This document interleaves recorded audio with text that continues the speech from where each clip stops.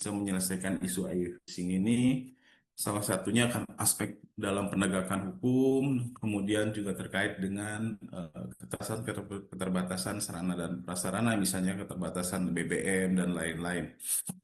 Yang berikutnya, ini juga salah satu ketika kita melihat bahwa hak untuk melakukan penangkapan itu didasarkan pada prinsip open access, maka di banyak negara terbukti bahwa ini akan mendorong terjadinya overcapacity. Kapasitas tangkap kemudian melonjak sedemikian rupa yang pada akhirnya kemudian menimbulkan overfishing atau penangkapan ikan secara berlebih. Hal lain juga misalnya terkait dengan pencemaran laut. Ini juga isu yang kita hadapi juga. Pencemaran tidak hanya sekedar akibat aktivitas di laut, misalnya terkait dengan dumping, terkait dengan apa namanya aktivitas-aktivitas yang berdampak terhadap lingkungan laut seperti pengeboran dan lain-lain. Tak kalah penting adalah pencemaran terhadap lingkungan laut yang bersumber dari darat gitu ya. Jadi land based pollution itu juga tidak apa, tidak kurang dampaknya terhadap pencemaran laut. Kemudian ada aspek kewilayahan dan konflik konflik batas maritim.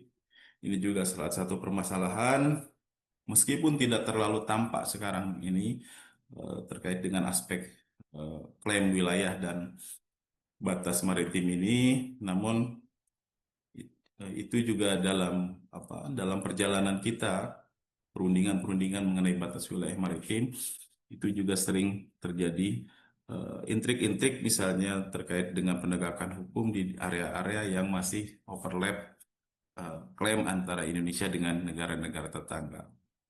Terakhir ini ada juga terkait dengan masalah perubahan iklim dan kerusakan ekosistem.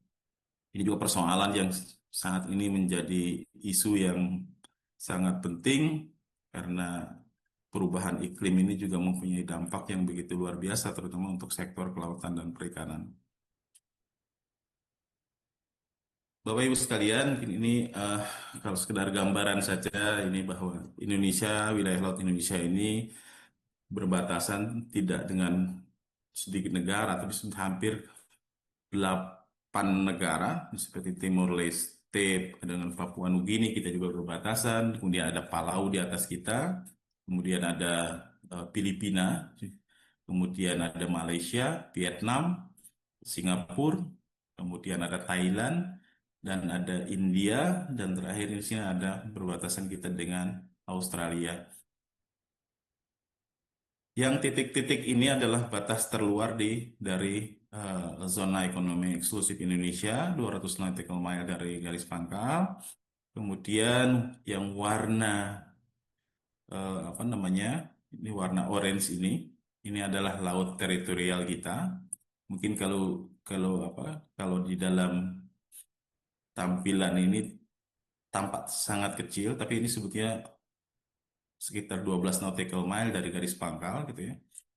Nah, yang warna apa ini namanya ya, warna pink ini adalah batas landas kontinen. Ini adalah garis pangkal apa laut teritorial kita. Ini adalah garis batas landas kontinen kita, dan ini adalah garis batas zona ekonomi eksklusif Indonesia. Ini yang apa? Yang terjadi tumpang tindih seperti ini, misalnya di bawahnya kita untuk landas kontinen stop sampai di sini, tapi untuk zona ekonomi eksklusifnya kita sampai di sini, sehingga di sini ada terjadinya tumpang tindih eh, apa namanya yurisdiksi ya di antara kita, misalnya ini dengan Vietnam, kasusnya dengan Vietnam. Di sini apa ada area di mana lautnya menjadi milik kita, sedangkan dasar lautnya milik Vietnam. Hal yang sama sebetulnya terjadi di batas kita dengan eh, Australia misalnya. Di sini di mana di laut wilayah kolom airnya milik kita, sedangkan dasar lautnya milik Australia. Nah, Bapak Ibu, ini saya sekedar ini ajalah sekedar apa? Saya highlight saja gitu ya sebelum masuk ke konvensi hukum laut internasional. Jadi kami berangkat dari apa? Dari pengertian hukum internasionalnya itu sendiri sebagai gambaran buat teman-teman semuanya bahwa apa sih yang dimaksud dengan hukum internasional? Jadi pada prinsipnya yang dimaksud dengan hukum internasional itu merupakan sekumpulan prinsip dan kaidah perilaku yang oleh negara-negara dianggap mengikat dan karenanya dipatuhi di dalam hubungan mereka satu sama lain. Jadi kata kuncinya itu adalah sekumpulan prinsip, kaidah perilaku, kemudian adanya pengakuan kemengikatan dari instrumen itu, kemudian dipatuhi oleh negara-negara dalam melakukan hubungan mereka satu sama lain. Nah, sumber hukum internasional seperti yang bisa kita lihat bahwa kalau kita merujuk pada artikel 38 ICJ, itu ada yang pertama berupa treaties atau perjanjian, yang kedua customary international law atau hukum kebiasaan internasional, kemudian prinsip-prinsip hukum umum, kemudian putusan pengadilan dan doktrin dari ahli-ahli hukum. Nah, masing-masing dari sumber hukum ini tentunya punya tingkatan. Yang pertama terkait dengan treaties atau perjanjian internasional, ini merupakan sumber hukum utama di dalam penyelesaian-penyelesaian sengketa. Jadi kalau terjadi sengketa antar negara, maka yang akan rujuk utama adalah perjanjian internasional itu. Setelah itu, kalau misalnya tidak ada perjanjian internasional, maka akan dirujuk kemudian pada hukum kebiasaan internasional, kemudian prinsip-prinsip hukum umum. Kalau tidak ada, kemudian merujuk pada putusan pengadilan atau pada doktrin-doktrin yang ada di dalam hukum internasional itu sendiri. Mungkin yang lain kita coba tinggalkan dulu, kita fokus pada perjanjian internasional yang ini. Jadi ketika kita bicara mengenai perjanjian internasional, itu ada prinsipnya, itu dilakukan oleh negara atau organisasi internasional. Jadi yang subjeknya adalah negara dan organisasi internasional. Sifatnya bersifat mengikat atau legally binding, kemudian menunjukkan hak dan kewajiban di para pihak, dilakukan melalui mekanisme oleh hukum internasional. Kemudian bentuknya tertulis dan bentuknya kerjasama itu bisa berupa perjanjian itu bisa berupa perjanjian bilateral antara dua negara, regional, misalnya satu kawasan, atau misalnya sifatnya multilateral atau meliputi beberapa negara gitu yang sifatnya lebih dari eh, dua negara. Nah, perjanjian internasional ini di dalam prakteknya kita bisa mengenali ada berupa misalnya MOU, itu juga perjanjian internasional, seperti halnya misalnya Paris MOU mengenai Posted Control, bisa juga berupa agreement atau persetujuan, itu juga disebut perjanjian internasional. International Covenant, ada juga yang bentuknya covenant, itu juga perjanjian internasional. Ada yang disebut dengan treaty, ya.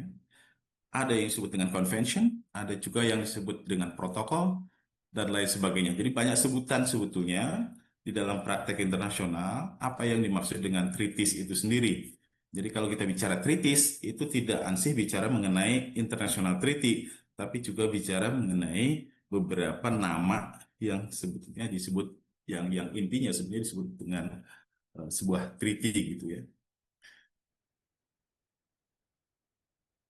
Nah, dalam konteks ini, Bapak Ibu sekalian, eh, kalau kita bicara mengenai hukum internasional, prinsipnya bahwa hukum internasional itu tidak bisa kita katakan sebagai sebuah apa istilahnya ya, kumpulan dari hukum-hukum nasional kemudian lantas kita sebut sebagai sebuah hukum internasional gitu ya. Hukum internasional itu bukan seperti itu. Nah, bagaimana konteks ini apa hukum internasional ini dalam konteks hubungannya dengan hukum nasional, kita mengenal ada dua teori. Pertama menganggap bahwa hukum internasional itu sebagai sesuatu yang sama atau suatu kesatuan dengan hukum nasional. Sehingga dalam hal ini pengadilan itu bisa menerapkan hukum internasional secara langsung. Itu menurut paham monisme. Nah, ada lagi yang sebaliknya, itu menurut paham dualisme.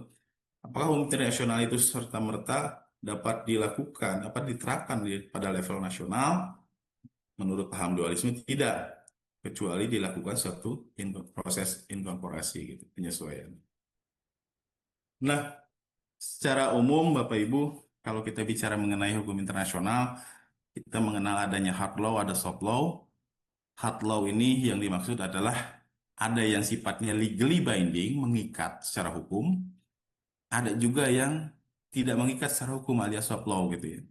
Kalau yang mengikat secara hukum, seperti misalnya salah satunya mengenai treaty yang tadi disebutkan di atas, kalau dalam konteks pengelolaan sumber daya ikan, sumber daya kelautan dan perikanan, misalnya yang kategori ke dalam apa dikategorikan sebagai hard law ini seperti UNCLOS, Post Trade Message Agreement, compliance agreement dan lain-lain gitu ya.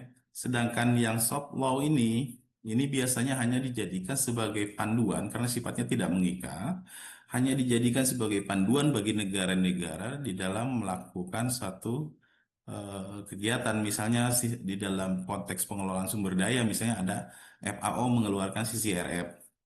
CCRF ini adalah panduan bagi negara-negara untuk melakukan suatu pengelolaan sumber daya ikan secara berkelanjutan gitu. Apakah itu mengikat? Tidak, tidak mengikat. Cuman itu bisa dijadikan oleh negara-negara itu untuk dijadikan rujukan di dalam praktek nasionalnya.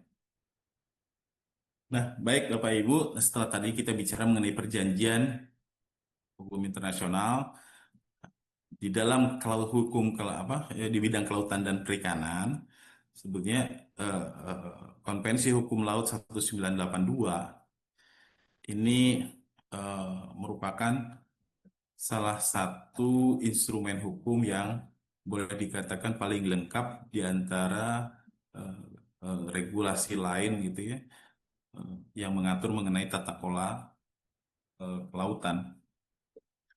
UNCLOS ini meskipun demikian masih terdapat hal-hal yang yang eh, belum mengcover semua isu terkait dengan kelautan dan perikanan juga.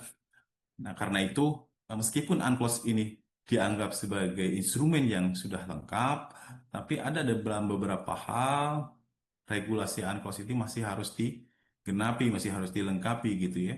Nah, salah satunya terkait dengan pengelolaan sumber daya ikan lintas batas misalnya. Karena di dalam UNCLOS belum terlalu jelas diatur substansi mengenai hal itu, maka muncullah apa yang disebut dengan UN Peace Stop Agreement.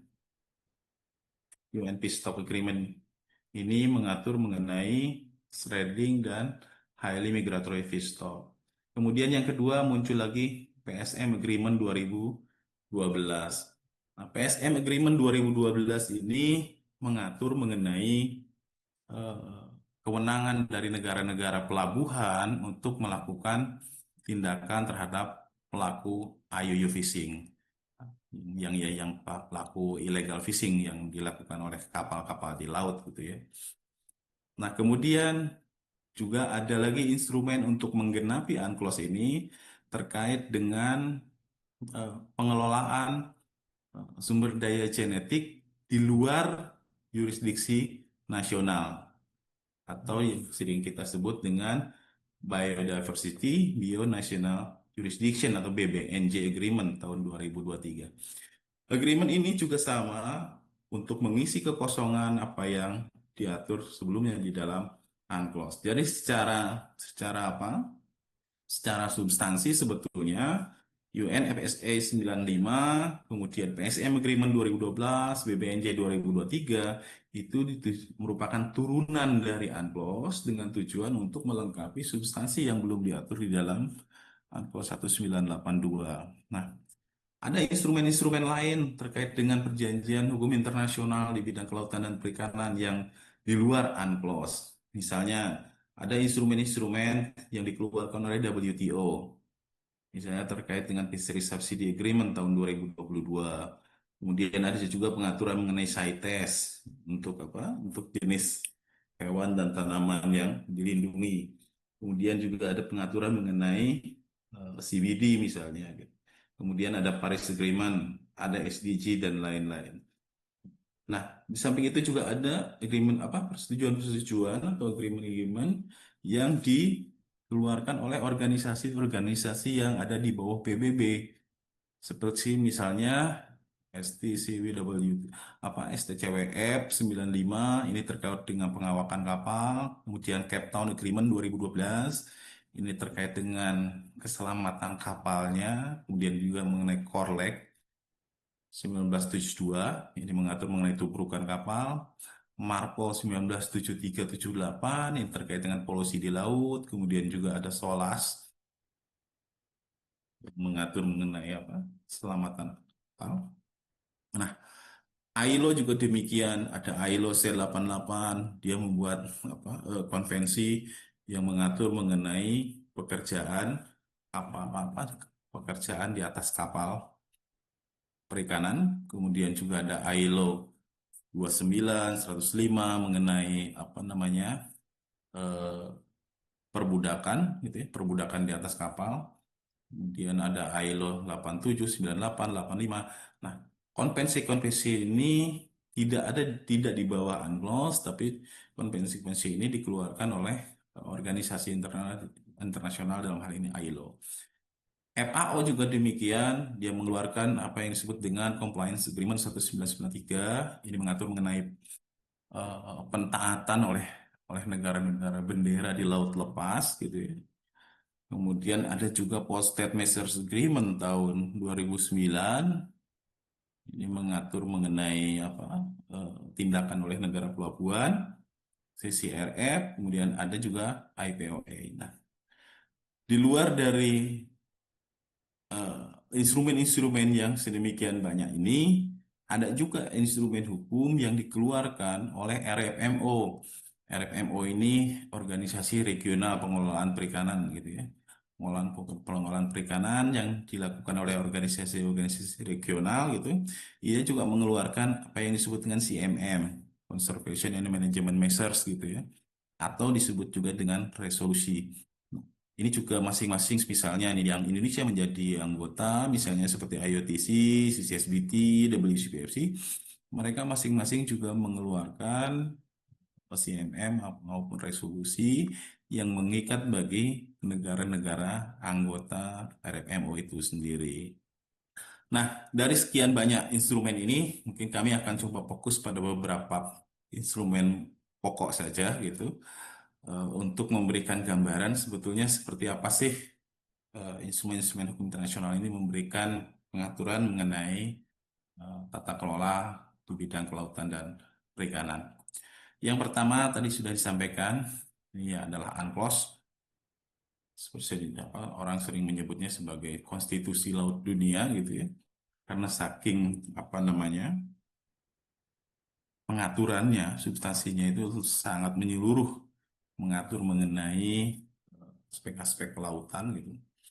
Di dalamnya ada 320 pasal, 9 lampiran yang pada substansinya mengatur mengenai zona-zona maritim. Gitu ya. Jadi kalau sebelumnya kita hanya mengenal laut teritorial sejauh 3 mil, ada yang 5 mil, kemudian di luar itu semuanya adalah laut lepas, maka pasca ditetapkan disahkannya Konvensi Hukum Laut 1982 ini, wilayah laut itu kemudian dibagi-bagi zona-zonanya berdasarkan pengaturan yang berbeda. Kemudian di dalam Konvensi Hukum Laut juga dikenali adanya kedaulatan di mana di wilayah laut tertentu negara-negara pantai itu mempunyai kedaulatan penuh dan juga hak berdaulat. Kalau kedaulatan dengan hak berdaulat itu dua hal yang berbeda. Kalau kedaulatan itu sifatnya lebih apa namanya lebih kuat, lebih mutlak yang dimiliki oleh negara pantai. Sedangkan kalau hak berdaulat itu lebih bersifat eksklusif yang memberikan hak eksklusif kepada negara atau negara pantai untuk mengelola sumber daya tertentu. Misalnya di zona ekonomi eksklusif, di landas kontinen, negara-negara pantai diberikan hak untuk mengelola sumber daya di wilayah tersebut. Kemudian diatur juga mengenai hak lintas damai, kebebasan bernavigasi, pengelolaan sumber daya laut, kemudian perlindungan laut. Diatur juga mengenai penelitian ilmiah kelautan, kemudian transfer teknologi, penyelesaian sengketa damai, kalau misalnya terjadi sengketa antar negara. Kemudian juga diatur mengenai pengaturan dasar laut internasional melalui ISA. Kemudian juga diatur mengenai penegakan hukum laut. Hampir semua hal yang terkait dengan tata kelola kelautan diatur di dalam UNCLOS 1982 gitu ya. Nah, ini zona maritim yang mungkin Bapak Ibu tadi sudah sedikit disinggung. Ketika ini adalah eh, lautan gitu ya. Ini ibarat saja ini adalah negara kita misalnya gitu. Nah, ketika kita menetapkan di sini apa namanya garis pangkal gitu ya. Ketika negara pantai sudah menetapkan garis pangkal di sini sesuai dengan mekanismenya, maka 200 12 nautical mile dari pangkal itu dapat kita sebut sebagai laut teritorial kita. Ini adalah laut teritorial yang dimiliki oleh negara pantai. 12 nautical mile dari garis pangkal. Nah, di luar 12 nautical mile dari garis pantai, negara pantai juga bisa mengklaim zona ekonomi eksklusif mereka. 200 nautical mile dari eh, garis pangkal. Jadi dari garis pangkal ini 200 nautical mile ditarik, itulah eh, zona ekonomi eksklusif negara pantai itu. Kemudian di bagian bawah negara pantai juga apa punya hak untuk melakukan klaim atas landas kontinennya gitu. Kalau dalam kondisi normal dia bisa mengklaim sampai 200 nautical mile. Namun dalam kondisi tertentu apabila berdasarkan kriteria-kriteria yang diatur di dalam UNCLOS memungkinkan, maka klaim negara pantai terhadap landas kontinen ini bisa sampai di 300 nautical mile gitu ya. Jadi bisa lebih luas dari sekedar 200 nautical mile. Nah, di luar laut zona di luar 200 nautical mile ZEE itu yang disebut dengan laut lepas. Di sini ada orang menyebutnya dengan laut bebas, tapi kalau saya lebih cenderung menyebutnya dengan laut lepas. Karena kalau dibilang laut bebas, kesannya semuanya bebas di sini. Padahal ada regulasi-regulasi, ada ketentuan-ketentuan yang harus ditaati di laut lepas gitu. Ini ada satu rezim yang nyelip di sini di atas 12 nautical mile sampai 24 nautical mile. Ini yang disebut dengan rezim zona tambahan. Ini terkait dengan kewenangan eksklusif negara pantai untuk melakukan tindakan-tindakan penegakan hukum di bidang fiskal, kepabeanan, kesehatan, dan lain sanitari di sini. Bapak Ibu mohon izin ini seperti yang tadi sudah dijelaskan. Jadi kalau tadi bicara mengenai eh, Konvensi Hukum Laut 1982,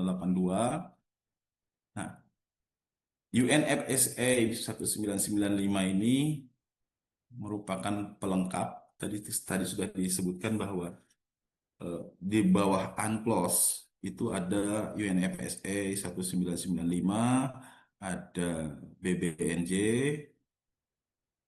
Agreement, kemudian ada yang disebut dengan PSM, Port State Message Agreement. Jadi ada tiga turunan dari UNCLOS. Ini turunan yang pertama terkait dengan UNFSA. UNFSA ini mengatur mengenai uh, stranding fish stock atau bahasa sederhananya sumber daya ikan yang bermigrasi terbatas dengan highly migratory fish stock atau yang disebut juga dengan sumber daya ikan yang bermigrasi jauh gitu ya. Nanti akan dilihat di bawah. Jadi prinsipnya UNFSA ini mengatur mengenai eh, jenis-jenis ikan yang bermigrasi gitu ya, yang pindah-pindah gitu ya. Pindah-pindahnya ada yang terbatas, ada yang lintas samudra gitu. Itu yang diatur di dalam UNFSA ini. Substansinya di antaranya misalnya ini bahwa bahwa pengaturan ini berlaku bagi kapal-kapal yang beroperasi di luar yurisdiksi suatu negara gitu ya, termasuk di laut lepas. Kemudian juga bicara mengenai pendekatan kehati-hatian di dalam pemanfaatan sliding fish stock dan highly migratory fish stock. Kemudian juga bahwa pengelolaan ini harus dilakukan melalui RFMO.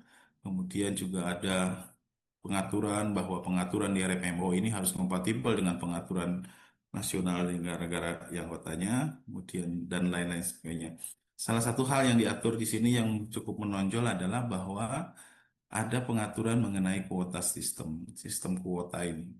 Jadi ketika kita menjadi anggota RMMO atau anggota organisasi regional, pengelolaan sumber daya secara regional, maka ada sistem kuota yang diberikan oleh masing-masing RMMO itu. Misalnya Indonesia anggota dari salah satu RMMO, maka untuk jenis-jenis ikan tertentu itu kita akan dikasihkan kuota penangkapannya. Masing-masing negara pun dikasih jatah, dikasih kuota untuk melakukan penangkapan. Nah, ini Bapak Ibu, kalau misalnya kita selama ini apa menganggap bahwa kalau bicara mengenai sumber daya laut yang terbayang oleh kita kan eh, orang-orang, mohon maaf mungkin kalau kayak saya ini kan bukan orang laut ya, meskipun saya bekerja di kelautan dan perikanan, dulu kan saya termasuk orang darat lah gitu Ibu, orang gunung. Jadi kalau saya mendengar kata-kata eh, kelautan perikanan, yang terbayang oleh saya itu ya hanya sekedar bicara mengenai teri, tongkol, yang model-model gitulah yang kesannya bau, miskin gitu. Udah bicara kelautan perikanan itu. Tapi sebetulnya ada potensi yang sangat besar di sektor kelautan dan perikanan ini yang punya nilai ekonomi yang sangat tinggi sebetulnya. Nah, kita misalnya bicara mengenai satu jenis ikan aja, jenis ikan tuna misalnya. Nah, yang tadi disampaikan pengelolaan stranding fish stock dan highly migratory fish stock yang harus dikelola oleh negara-negara melalui RFMO atau organisasi regional. Ya ini jenis-jenis ikannya misalnya ini. Eh, ada jenis ikan bluefin tuna, Pacific bluefin tuna, ada Southern bluefin tuna, ada Atlantic bluefin gitu ya. Ini yang dalam keluarga apa namanya bluefin ya. Kemudian ada juga yang masuk kategori yellowfin tuna. Kemudian ada yang kelompok big eye, albacore, skipjack gitu ya. Ini keluarga besar ikan tuna. Nah, ternyata eh, di antara jenis-jenis ini, bluefin termasuk salah satu komoditas yang paling mempunyai nilai ekonomi yang sangat tinggi gitu ya. Sehingga ini menjadi rebutan dari negara-negara yang selama ini apa, menjadi penangkap ikan di lautan, termasuk di laut lepas. Eh, pada tahun 2019 sekedar gambaran saja ini udah saya nggak tahu apakah ini sudah pecah rekornya atau enggak.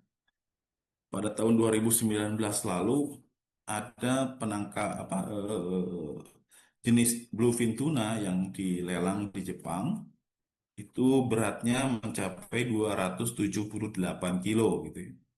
Dan pada saat ikan ini dilelang, salah satu pemenang dari restoran Jepang, dia membelinya dengan angka 1 ekor, itu angkanya 48, 43,8 maksud. 43,8 miliar untuk 1 ekor ikan tuna ini. Ini kalau misalnya kita hitung-hitung, satu ekor beratnya 278 kilo, harganya 43,8 miliar. Berarti 1 gram ikan ini harganya sekitar 160 ribu 1 gramnya. Kalau misalnya satu ekor ikan ini dijual, kemudian kita belikan, eh,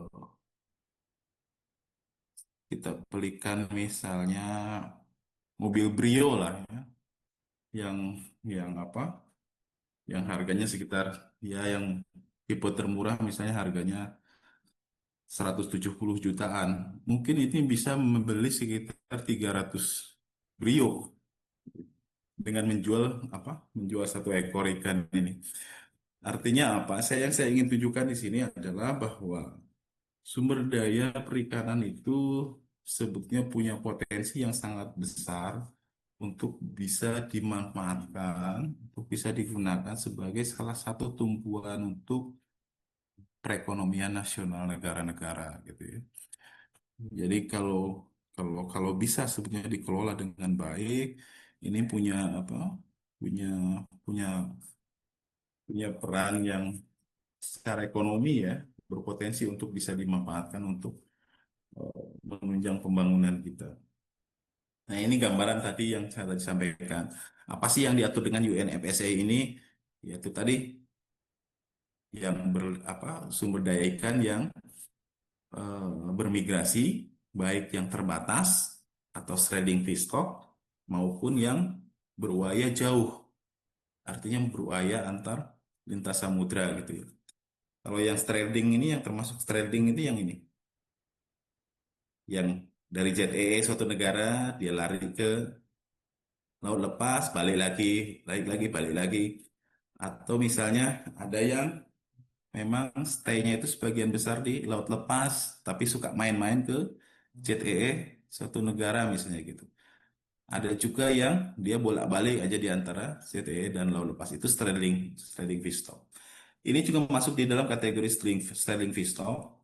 Dari satu ZEE suatu negara pindah ke laut lepas, masuk ke JTE negara lain, masuk lagi ke lepas, ini juga masih termasuk ke dalam kategori straddling fish stock. Demikian juga yang ini. Nah, kalau yang disebut dengan highly migratory fish stock, itu yang dari ZEE, satu negara, pindah ke laut lepas, pindah ke ZEE negara keempat, pindah ke ZEE negara kelima, pindah ke ZEE. Jadi dia banyak di ZEE dan laut lepas yang dia dia lewati, sehingga kalau kita sering menyebutnya dengan sumber daya yang bermigrasi antar benua gitu ya. Tidak lagi hanya sebatas di CTE laut lepas atau CTE laut lepas CTE, tapi dia sudah melintasi beberapa CTE dan laut lepas sehingga disebut dengan highly migratory fish stock gitu. Nah, ini yang diatur di dalam uh, UNFSA 1995 untuk melengkapi apa yang sudah diatur di dalam UNCLOS.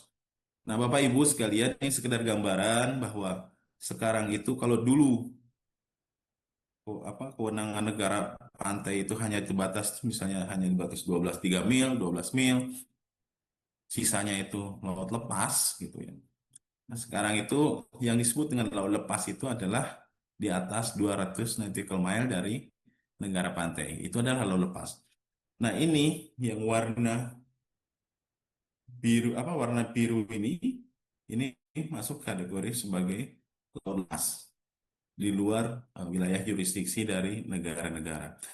Nah, di sini memang ada kebebasan yang diakui di dalam Konvensi Hukum Laut, yaitu kebebasan untuk menangkap ikan, gitu ya. Tapi itu dulu, itu dulu. Jadi selain ada kebebasan melakukan riset, ada kebebasan untuk melakukan navigasi di sini untuk lewat, ada yang disebut dengan kebebasan untuk menangkap ikan, freedom of fishing di sini gitu. Nah, tapi dengan keluarnya apa konvensi hukum laut diikuti dengan UNFPA 1995 yang mewajibkan pengelolaan terhadap jenis-jenis ikan tertentu melalui melalui organisasi-organisasi regional. Maka setelah adanya UNIA ini dibentuklah organisasi-organisasi regional gitu ya. Nah, organisasi-organisasi regional ini punya wilayah masing-masing yang mengcover hampir seluruh wilayah yang dulu kita kategorikan sepas gitu. Jadi sekarang udah tidak ada lagi sebetulnya kebebasan untuk ikan di laut lepas. Kenapa? Karena sudah ada berlaku organisasi-organisasi, aturan-aturan yang dibuat oleh organisasi-organisasi regional yang mengatur bagaimana tata tata kelola dari masing-masing wilayah dan masing-masing jenis ikan di laut lepas gitu. Nah, dalam konteks ini Indonesia misalnya kita menjadi anggota dari IOTC di sini yang mengenali internet apa di sini IOTC kewenangannya IOTC. Kemudian kita juga menjadi anggota WSPCFC yang mengatur tuna di daerah sini. Kemudian kita juga menjadi anggota dari CCSBT yang juga mengatur mengenai Southern Bluefin tuna di sini.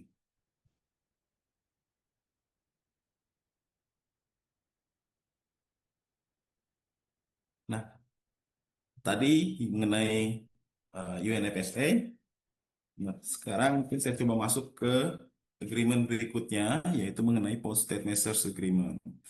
Nah, Post-State Measures Agreement ini juga sama untuk melengkapi apa yang masih bolong di dalam UNCLOS gitu ya. Jadi kalau di dalam eh, pengaturan sebelumnya kita mengenal adanya kewenangan mutlak dari negara bendera gitu ya. Artinya ketika ada sebuah kapal yang berlayar di laut, maka kewenangannya itu ada di negara bendera. Tergantung kapal itu mengibarkan bendera mana. Misalnya ketika sebuah kapal mengibarkan bendera Indonesia, maka Indonesia lah yang punya kewenangan untuk kapal tersebut gitu ya, untuk melakukan kontrol terhadap kapal tersebut. Tidak negara lain gitu. Nah, dalam konteks pengelolaan sumber daya perikanan, ternyata ada hal yang menjadi isu kemudian gitu. Ketika kewenangan itu diberikan sepenuhnya kepada negara negara bendera untuk mengontrol kapal-kapal mereka di laut, ternyata ada negara-negara yang bersekongkol dengan kapal itu gitu ya. Misalnya kapal-kapal yang melakukan melakukan kegiatan ilegal, penangkapan ikan secara ilegal di laut gitu. Nah, dalam hal-hal tertentu kita tidak bisa banyak berharap terhadap negara benderanya itu sendiri karena mereka barang dalam hal-hal tertentu malah kong kali kong gitu ya mendukung dari aktivitas yang dilakukan oleh negara apa kapal-kapal itu gitu. Nah, melihat celah itulah kemudian masyarakat internasional membentuk apa yang disebut dengan Post-State Measures Agreement. Nah, Post-State Measures Agreement itu apa? Yaitu untuk menutup eh, kapal-kapal yang akan yang akan membawa hasil tangkapan. Jadi contoh misalnya ada kapal Vietnam, dia berbendera Vietnam. Kalau kalau dulu kita hanya betul-betul mengharapkan agar negara Vietnam itu memberikan kontrol pengawasan terhadap kapal berbendera Vietnam itu. Tapi nyatanya dalam praktek dalam hal tertentu kapal-kapal yang ya kapal-kapal Vietnam itu bukannya dikontrol tapi malah dilindungi oleh oleh negara negara benderanya itu sendiri. Nah, untuk mengatasi hal itu dengan adanya Post Trade Measures Agreement ini, maka eh, negara pelabuhan itu diberi kewenangan untuk melakukan penolakan apabila mereka curiga, misalnya kapal Vietnam melakukan penangkapan ilegal di laut lepas, kemudian dia mau mendaratkan ikannya di Indonesia, maka Indonesia sebagai negara peratifikasi PSM Agreement dia bisa menolak, dia bisa menghalau kapal Vietnam itu untuk tidak masuk ke wilayah Indonesia gitu. Jadi kasarannya itu begini, ketika kapal-kapal pelaku IUU itu akan mendaratkan ikan, maka negara-negara itu ditutup, apa jalurnya itu ditutup dengan diberikannya kewenangan kepada negara pelabuhan untuk menolak kapal-kapal pelaku IUU mendaratkan ikan di pelabuhan negara tersebut gitu. Jadi ini sebutnya dalam konteks untuk memerangi IUU fishing PSM PSM agreement ini. Nah, kemudian setelah PSM agreement ada juga BBNJ agreement. BBNJ agreement ini termasuk baru. Jadi baru kemarin Indonesia meratifikasi tahun 2025 di bulan Juni, meratifikasi BPNJ Agreement ini. Ini juga sama di agreement ini disusun untuk menutupi salah satu celah yang masih kosong di dalam Konvensi Hukum Laut 1982. Apa yang belum terlalu jelas diatur di sini adalah terkait dengan pemanfaatan sumber daya genetik di wilayah di luar yurisdiksi nasional. Kalau di dalam wilayah yurisdiksi nasional, terkait dengan pengaturan sumber daya genetik ini sudah ada diatur di dalam CBD. Nah, tapi kalau yang di luar wilayah yurisdiksi nasional itu belum ada pengaturannya, termasuk di dalam UNCLOS. Maka disusunlah suatu agreement yang disebut dengan Biodiversity Beyond National Jurisdiction gitu. Nah, ada empat hal yang diatur di dalam BBNJ Agreement ini. Pertama, terkait dengan pemanfaatan sumber daya genetik di laut secara adil. Pemanfaatan marine genetic resources atau sumber daya genetik di laut itu bagaimana caranya supaya agar dalam pemanfaatannya itu bisa dimanfaatkan secara adil. Kemudian juga ada ABMT maupun MPA gitu ya. Nah, ini terkait dengan apa pembentukan kawasan-kawasan konservasi di laut lepas. Kemudian juga ada pengaturan mengenai environment impact analysis terkait dengan kewajiban untuk melakukan penilaian terhadap dampak lingkungan. Kemudian diatur juga mengenai capacity building, bantuan-bantuan bagi negara berkembang, alih teknologi gitu ya. Di apa diatur di dalam agreement ini. Dan karena memang ini baru, jadi masih pada tahap awal, terutama di dalam pembentukan ya, kelembagaan yang mengatur mengenai eh, eh, struktur kelembagaan di dalam BBNC Agreement ini. Nah, instrumen legal yang legally binding yang tak kalah penting juga yang ini dimuat di dalam Fisheries Subsidy Agreement. Ini sampai hari ini salah satu isu yang paling ramai dibahas di media-media, bagaimana Fisheries Subsidy Agreement ini eh, bisa menjamin kepentingan dari negara-negara gitu. Ini ada prinsipnya Fisheries Subsidy Agreement 2022 ini memuat substansi yang melarang subsidi untuk kapal yang terlibat IUU, kemudian melarang subsidi untuk penangkapan ikan yang sumber dayanya sudah habis gitu ya, sudah tipis, dan tiga, melarangan subsidi untuk penangkapan ikan.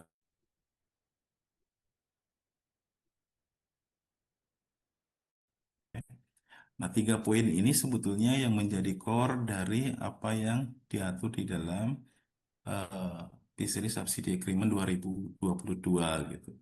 Di samping ada juga pengaturan misalnya terkait dengan transparansi, yaitu kewajiban dari negara-negara untuk memberikan pelaporan program-program subsidi yang mereka berikan eh, eh, selama 1 tahun.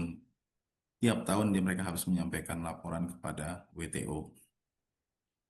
Ini sudah diadopsi tahun 2022 dan NT itu post kemarin 15 September 2025 kalau tidak salah Vietnam negara terakhir yang melakukan ratifikasi.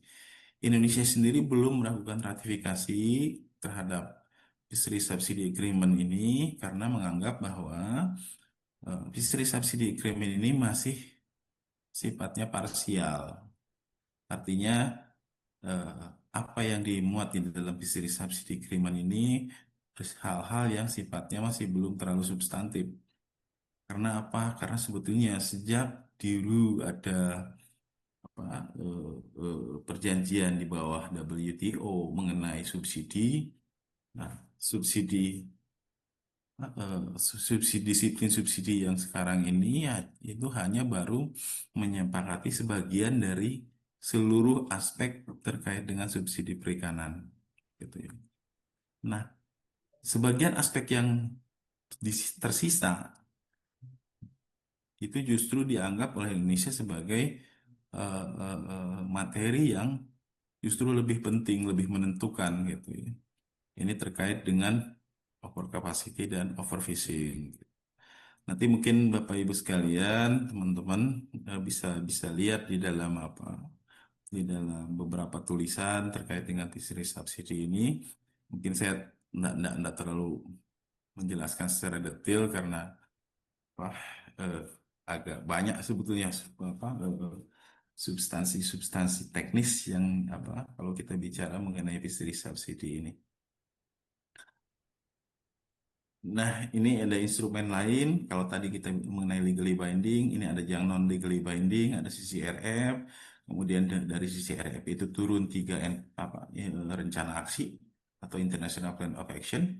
Ada rencana aksi terkait dengan kapasitas tangkap, ada rencana aksi terkait dengan IUU, ada rencana aksi terhadap apa terkait dengan SHAP. Oh, ada juga rencana aksi terkait dengan seabird atau burung laut gitu ya. Ini semua dikeluarkan oleh FAO dan sifatnya non legally binding. Kemudian ada juga yang non legally binding yaitu SDGs. Kalau kita tahun 2000-an kita mengenal adanya MDGs atau Millennium Development Goal, maka pada tahun 2015 itu setelah selesainya MDGs, kemudian ditetapkanlah apa yang kita sebut dengan SDGs. Ya. Nah, SDGs ini kalau ada apa, kenapa berubah dari MDG ke SDG? Ini kan ada beberapa hal yang mendorong hal itu. Misalnya terkait dengan apa? eh, Kalau dulu eh, coverage dari MDGs ini lebih terbatas, misalnya terkait dengan target itu hanya ada 8 target, sedangkan di dalam SDGs ini eh, hampir 17 target SDGs gitu ya. Jadi dia lebih lebih lebih lebih luas cakupannya. Kemudian dari sisi keterlibatan juga kalau dulu itu menempatkan negara berkembang sebagai objek gitu ya. Mereka sebagai eh, negara yang eh, menjadi menjadi objek MDGs, sedangkan negara-negara maju itu dianggap sebagai pihak donornya gitu. Nah, kalau di dalam SDG itu tidak lagi dibedakan mana negara berkembang, mana negara maju, semuanya terikat dengan kewajiban untuk mendukung SDG.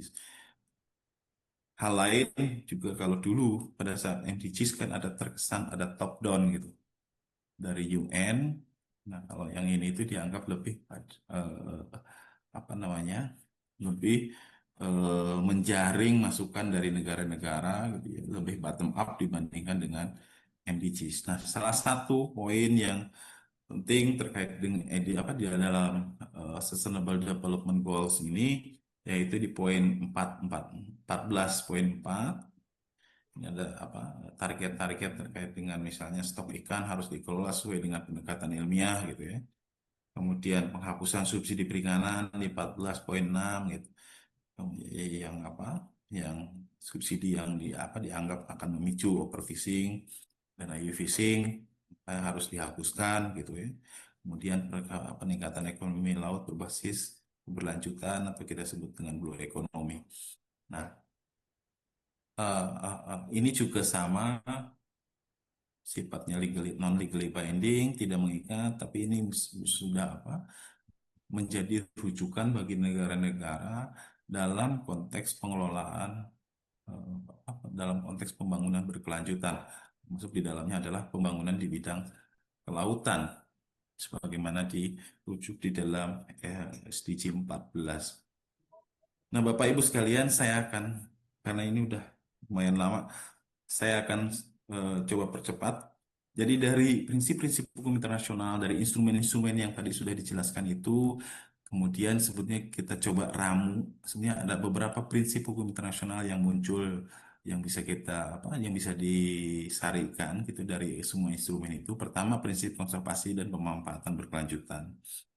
Kemudian yang kedua, ada prinsip kehati-hatian atau precautionary principle. Artinya apa? Pemanfaatan sumber daya itu harus dilakukan secara hati-hati dan ketiadaan data itu tidak bisa menjadi alasan untuk melakukan suatu kebijakan yang salah gitu ya. Prinsip kehati-hatian, kemudian ada pendekatan ekosistem, jadi tidak lagi menganggap satu ekosistem itu sebagai hal yang terpisah satu sama lain, tapi harus dilihat sebagai satu kesatuan. Kemudian prinsip kerjasama internasional yang mewajibkan bahwa dalam pengelolaan laut itu harus dilakukan dengan kerjasama. Kemudian prinsip tanggung jawab negara bendera, seperti yang saya sampaikan, bahwa ada penekanan bahwa negara-negara itu harus melakukan menjamin kepatuhan dari kapal-kapal mereka. Kemudian prinsip kontrol negara pelabuhan yang tadi disampaikan ada di dalam PSM Agreement. Jadi negara pelabuhan juga diberikan beban tanggung jawab untuk melakukan pencegahan terhadap kegiatan IUU. Kemudian prinsip pembagian manfaat yang adil dan merata, ini yang muncul di dalam BBNJ Agreement. Jadi pemanfaatan sumber daya genetik khususnya di wilayah laut itu harus dilakukan secara adil dan setara. Kemudian prinsip pencegahan dan penangkapan IUU dan penegakan hukum ini seperti apa tadi sudah diuraikan sebelumnya. Kemudian ada prinsip transparansi dan pelaporan yang tadi ada di dalam PSM, CRF maupun khususnya di dalam FSA Agreement 2022. Jadi di mana negara-negara itu harus ada keterbukaan untuk melaporkan kegiatan-kegiatan khususnya subsidi perikanan.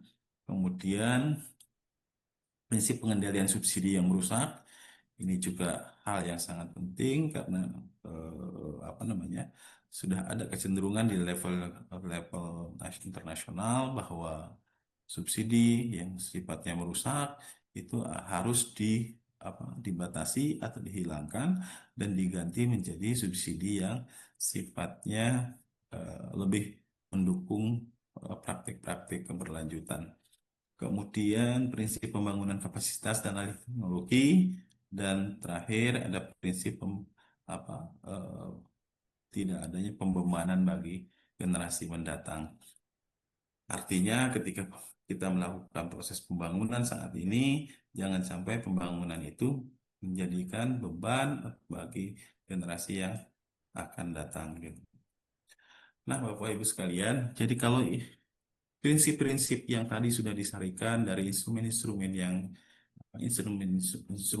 hukum internasional, maka kalau kita lihat di dalam konteks nasional, sebetulnya kita sudah banyak dari tahun 60-an itu kan sudah mulai banyak peraturan regulasi yang kita susun, dan setiap berapa tahun sekali juga ada beberapa yang sudah direvisi eh, terkait dengan pengelolaan kelautan dan perikanan ini. Misalnya nih ada Undang-Undang 17 tentang ratifikasi UNCLOS, kemudian ada Undang-Undang 5 tahun 83 itu khusus mengatur mengenai zona ekonomi eksklusif. Kemudian ada Undang-Undang 16 tahun 2023 itu mengatur mengenai landas kontinen, menggantikan Undang-Undang 1 tahun 73. Kemudian Undang-Undang 696 tentang perairan, Undang-Undang 27 2027 sebagaimana terakhir diubah dengan Undang-Undang Cipta Kerja. Kemudian Undang-Undang Perikanan Nomor 31 2004 bagaimana telah diubah dengan Undang-Undang Cipta Kerja juga. Kemudian Undang-Undang 32 tentang kelautan juga telah diubah dengan Undang-Undang Cipta Kerja. Jadi banyak regulasi yang sebetulnya di level undang-undang yang apa sudah kita susun, yang sudah kita eh, siapkan untuk tata kelola sumber daya kelautan dan perikanan. Demikian juga sedemikian banyak peraturan pemerintah yang mengatur dan menindaklanjuti dari regulasi-regulasi di level undang-undang gitu ya. Jadi di PP ini salah satu yang paling penting yang terkait dengan tata kelola kelautan itu adalah PP 11 2023. Ini mengatur mengenai penangkapan ikan terukur gitu ya. Apa yang menjadi apa pentingnya dari PP 11 2023 ini? Karena kalau dulu tadi saya sudah sampaikan bahwa dulu itu menempatkan sumber daya laut itu sebagai sebuah sumber daya yang sifatnya open access. Artinya semua orang punya hak untuk melakukan penangkapan ikan di Ada laut gitu. gesek-gesek guling kan lu. Nah, setelah adanya PP 11 tahun 2023 ini paradigmanya diubah. Jadi kalau kalau dulu sifatnya open access, kalau sekarang itu sudah tidak lagi bersifat open access. Artinya apa? Hak penangkapan itu sekarang didasarkan pada kuota gitu ya. Jadi nanti ada dibagi kuota antara kuota nelayan kecil, kuota nelayan apa tradisional, ada kuota untuk apa nelayan bis level apa tingkat bisnis dan lain-lain gitu. Nah, pembagiannya itu sudah didasarkan pada kuota sehingga tidak lagi dulu bersifat ya kalau dulu bersifat open access maka dengan PP nomor 11 2023 itu pengelolaan sumber daya itu sudah dilakukan dengan berbasis pada kuota.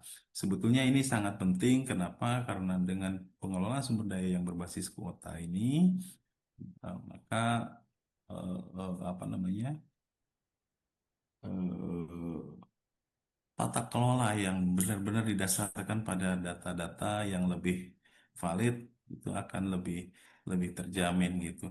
Karena ketika dulu masih open access, maka ada persoalan yang kita hadapi terkait dengan kurangnya data hasil tangkapan yang di apa yang dihasilkan. Nanti Bapak Ibu nanti saya share aja ya ini apa materinya. Ini bagaimana prinsip-prinsip hukum internasional itu diturunkan di dalam peraturan perundang-undangan. Kemudian, nah, kemudian di level kebijakan Bapak Ibu mohon izin ini sebelum sebelum penutup ini saya sedikit cerita barangkali ini di kalau dulu sebelum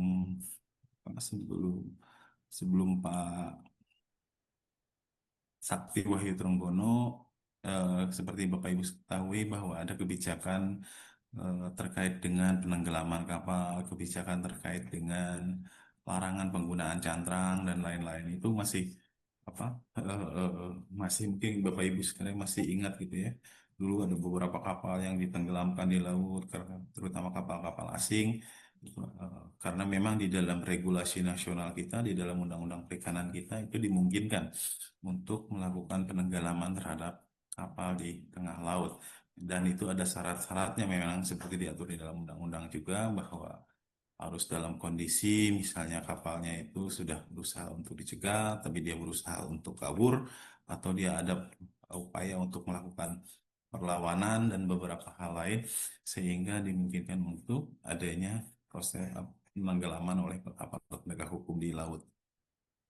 Kemudian ada juga waktu itu ada kebijakan terkait dengan larangan cantrang gitu ya, karena kan ini alat tangkap yang dianggap tidak ramah lingkungan gitu, sehingga eh, eh, eh, waktu itu difokuskan memang hanya di wilayah Jawa, eh, Jawa Tengah, Jawa Timur gitu ya, karena area itu yang paling banyak menggunakan alat tangkap cantrang. Nah, saat ini, pada saat Pak Menteri yang saat ini Pak Wahyu Trenggono, beliau ini memperkenalkan adanya 1, 2, 3, 4 kebijakan strategis ya dalam dalam rangka menjaga keberlanjutan sumber daya, yaitu dengan satu memperluas kawasan konservasi laut. Ini ditargetkan tahun 2030 kita sudah punya 30 juta kilometer persegi laut yang eh, masuk sudah ditetapkan sebagai kawasan konservasi. Nah, kemudian yang kedua, melalui penangkapan ikan terukur berbasis kuota seperti yang tadi sudah disampaikan. Jadi sekarang penangkapan ikan itu tidak lagi apa, dibebaskan sedemikian rupa, tapi sudah ada pengaturan mengenai kuotanya, kemudian juga eh, apa zonasinya gitu, di mana kapal eh, nelayan kecil dapat menangkap, di mana kapal eh, bisnis apa atau kapal skala besar dapat menangkap, kemudian bagaimana eh, proses keluarnya izin, proses izin penangkapan itu, bagaimana penghitungan data hasil tangkapannya, apa syarat-syaratnya dan sebagainya, penggunaan teknologi, pengawasan dan lain-lain itu semua sekarang sudah diatur di dalam PP 11 tahun 2023 gitu. Nah, kemudian yang ketiga ini terkait dengan pembangunan budidaya laut, pesisir dan darat yang berkelanjutan. Jadi kalau yang tadi bicara mengenai eh, bidang perikanan tangkap, kalau nomor tiga ini bicara mengenai perikanan budidaya, bicara mengenai bagaimana pembangunan budidaya di laut, di pesisir maupun di darat dilakukan secara berkelanjutan. Hal ini terkait dengan apa pemberian pakannya, kemudian standar mutunya dan lain-lain. Kemudian yang keempat terkait dengan pengawasan dan pengendalian kawasan pesisir dan pulau-pulau kecil ini juga menjadi eh, prioritas dari Menteri kami yang baru. Ya sebenarnya bukan baru sih, Bapak Menteri ini udah 2 periode. Kemudian yang terakhir ini terkait dengan pembersihan sampah plastik di laut melalui gerakan partisipasi nelayan atau Bulan Cinta Laut. Nah, kelima dari kebijakan yang yang diusung oleh Pak Menteri ini adalah kebijakan yang sebetulnya apa namanya menjalankan apa yang diatur di dalam prinsip-prinsip hukum internasional yang kemudian diadopsi di dalam regulasi nasional. Nah, kemudian dituangkan lagi di dalam program-program kebijakan pemerintah. Dan dalam hal ini fokus apa yang menjadi fokus dari Kementerian Kelautan dan Perikanan saat ini yaitu di level untuk level kebijakan itu ada di 4, 5 kebijakan ini. Ah, Bapak Ibu sekalian, mungkin ini terlalu lama barangkali untuk disampaikan, jadi saya coba tutup saja eh, apa namanya paparan ini dengan kita melihat pada beberapa hal yang masih menjadi tantangan kita ke depan. Yang pertama ini sinkronisasi regulasi nasional dengan instrumen internasional. Memang ada beberapa hal di dalam instrumen-instrumen hukum internasional ini yang sudah diadopsi, tapi ada juga hal-hal yang masih perlu disesuaikan dalam hukum nasional ini dengan instrumen hukum internasional. Yang kedua, ini masih perlu adanya penguatan ke depannya antar kementerian. Jadi ada penguatan kelembagaan karena misalnya terkait dengan subsidi perikanan, misalnya yang kadang-kadang antar kementerian ini masih belum ada koordinasi yang betul-betul ideal gitu sehingga tidak bisa pelaksanaan kegiatan ini berjalan secara efektif. Yang ketiga ini keterbatasan data ilmiah dan science-based management. Ini juga hal yang sangat penting karena Karena di dalam tata kelola sumber daya kelautan dan perikanan, hal yang paling penting adalah bahwa kebijakan itu diambil atas dasar data ilmiah yang valid. Nah, sementara data ilmiah di bidang kelautan dan perikanan ini masih dalam banyak hal, masih banyak PR, dan, kita masih sedikit banyak mempertanyakan tingkat validitasnya, baik karena memang datanya yang sulit didapat, ataupun karena hal-hal lain, misalnya terkait dengan data penangkapan ikan yang dalam hal tertentu kita masih berhadapan dengan isu penangkapan yang tidak dilaporkan, kemudian jumlah nelayan yang begitu banyak, terutama nelayan kecil, sehingga kita akan sulit menemukan data yang betul-betul valid gitu ya. Dan sebetulnya permasalahan data ilmiah ini sebetulnya bukan hanya dihadapi oleh Indonesia sebagai negara berkembang, tapi juga masih dihadapi juga oleh negara-negara besar gitu ya, negara-negara yang sudah maju.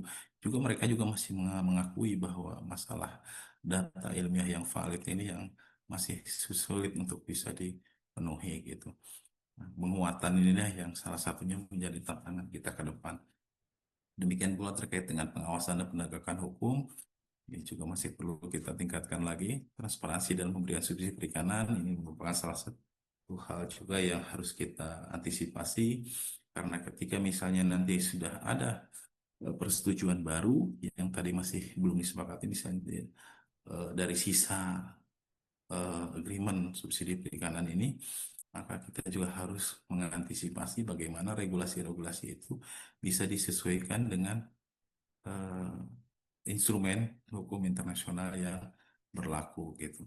Kemudian eh, terkait dengan kesiapan teknologi, resistensi pelaku usaha, kemudian konektivitas pusat dan daerah, kepatuhan terhadap mekanisme, kemudian juga integrasi prinsip keberlanjutan dan kebijakan nasional, itu adalah poin-poin yang barangkali kita bisa apa, harus kita tingkatkan lagi ke depannya untuk bisa mengelola sumber daya eh, kelautan dan perikanan secara lebih efektif dan berkelanjutan. Mungkin Bapak Ibu mohon izin sampai di situ dulu aja mungkin eh, hal-hal yang bisa kami sampaikan.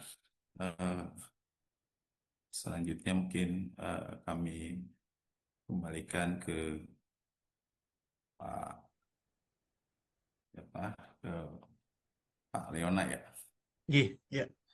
Oke, Baik, terima kasih Pak Rusmana. Ya, sangat informatif sekali ya apa yang disampaikan oleh Pak Rusmana ya. Saya kira sangat detail ya, mulai dari A sampai Z tadi sudah disampaikan.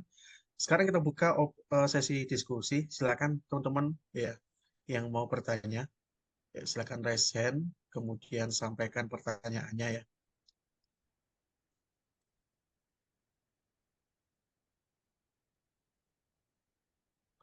Oke, silakan Christian. Saya ingin bertanya tentang ini kan materinya tentang implementasi hukum laut internasional dan upaya menjaga kekayaan sumber daya laut. Nah, Indonesia kan udah diakui oleh UNCLOS sebagai negara negara kepulauan karena ada banyaknya ribuan pulau. Nah, setelah diakui pasti ada dong hak yang kita dapatkan oleh sebagai negara kepulauan. Nah, ketika kita sudah mendapatkan haknya, pasti ada kewajiban juga yang harus kita lakukan. Bagaimana jikalau Indonesia melanggar ataupun tidak melakukan kewajiban-kewajiban yang sudah diadakan pada UNCLOS 1982 ataupun BBNJ atau apa tadi ya Pak? Itu pada perjanjian-perjanjian tersebut, apabila Indonesia tidak melakukan kewajibannya, apa sanksi yang Indonesia dapatkan atau bagaimana?